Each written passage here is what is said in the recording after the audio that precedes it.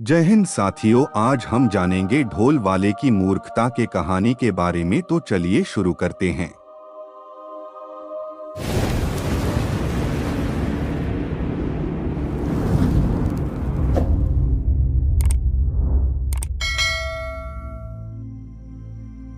एक बार ढोलवादक बालमोहन और उसका बेटा बलराम नारायणपुर गांव के एक विवाह समारोह में गए। विवाह समारोह के खत्म होने पर दोनों पिता पुत्र को ढेर सारे पैसे और कुछ सोने चांदी के आभूषण इनाम के रूप में मिले। इनाम लेकर दोनों खुशी खुशी अपने गांव लौटने लगे। दोनों एक छोटे जंगल को पार कर रहे थे कि बेटा बोला, पिताजी आज तो बहुत आनंद आ गया। आज तो मैंने जितना सोचा था उससे कई गुना ज्यादा कमाई हो गई। इस पर पिता ने खुश होकर कहा, बलराम तुमने आज बहुत मन लगाकर ढोल बजाया था, यही कारण है कि आज समारोह में हम पर पैसे की वर्षा हुई है। जब दोनों जंगल के बीच रास्ते में पहुंचे तब बालमोहन के बेटे ने अचानक तेज आवाज में ढोल बजाना शुरू कर दिया। बालमोहन ने कहा, अरे बलराम तुम अभी यह क्या कर रहे हो? तुम नहीं समझोगे पिताजी, आज मैं बहुत खुश हूँ। मेरी इच्छा बार बार जोर जोर से ढोल बजाने की हो रही है, लेकिन इतनी तेज आवाज में न बजाओ। इस जंगल में डकैतों और लुटेरों का समूह रहता है। ढोल की तेज आवाज सुनकर वे यही आ जाएंगे।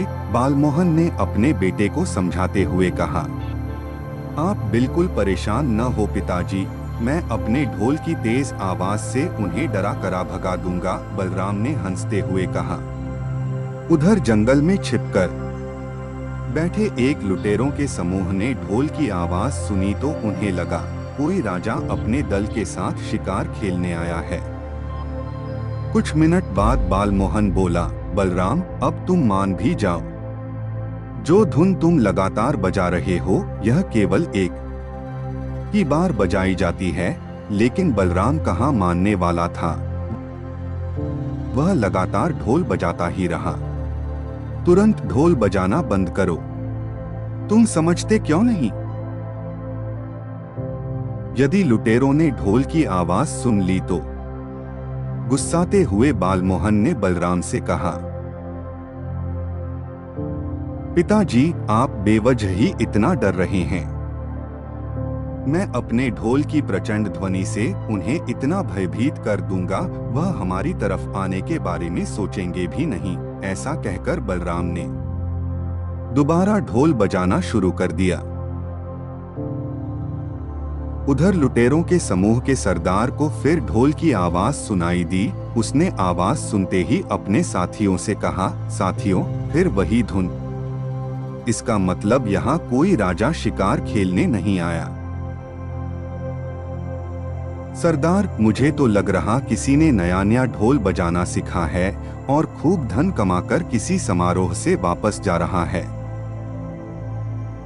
समूह के एक सदस्य ने अपनी राय बताई, तुम ठीक कह रहे हो। चलो हम इस ढोलवादक पर धावा बोल देते हैं। लुटेरों के सरदार ने अपने साथियों को आदेश देते हुए कहा। मात्र कुछ ही समय में लुटेरे ढोलवादक पिता पुत्र के पास पहुंच गए। उन दोनों के पास मोटी मोटी गठरियां देखकर लुटेरों का सरदार समझ गया कि इन्होंने आज ढेर सारा अनाज और धन प्राप्त किया है। इन दोनों से तुरंत छीन लो ये गठरियां, सरदार ने अपने साथियों का आदेश दिया। लुटेरों ने उन दोनों से उनके पास जो भी सामान था सब छीन लिया और उन्हें डंडे से मारकर वहां से भगा दिया। मैंने तुम्हें कई बार ढोल बजाने से मना किया था, पर तुमने मेरी बात बिल्कुल नहीं मानी। तुमने आज खुद ही अपने पैर पर कुल्हाड़ी मार ली है। बालमोहन ने अपने सिर पर हाथ पटकते हुए अपने बेटे से कहा, पिताजी मुझे माफ कर दो। आज अधिक पैसे कमाने की खुशी में मुझसे बड़ी भूल हो गई है। मैं समझ गया कि बड़ों का कहा न मानने का अंजाम हमेशा बुरा ही होता है। फिर दोनों पिता पुत्र मायूस होकर पछताते हुए अपने गांव की ओर चल पड़े। दोस्तों, इस कहानी से हमें यही सीख मिलती है कि बड़े बुजुर्ग जो कुछ कहते या सलाह देते हैं उसमें भलाई छिपी होती है। वे जो भी कहते हैं अपने अनुभव से कहते हैं। बलराम के पिता जंगल में ढोल बजाने के अंजाम को जानते थे। यही कारण है कि उन्होंने बलराम को ढोल बजाने से बिल्कुल मना किया था।